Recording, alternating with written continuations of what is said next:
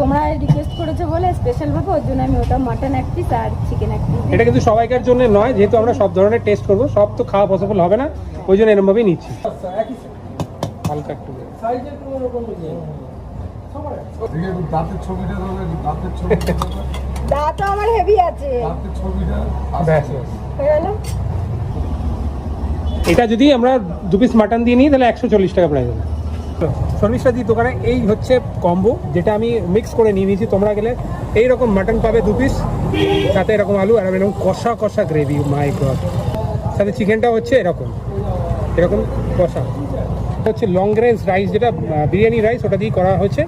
গোবিন্দভোগ চালটি হলে আমার একটু বেটার ভালো লাগে আর কি। মাখা মাখা হয়েছে আপাতত। চন্দ্রমুখী ভাই, সুন্দর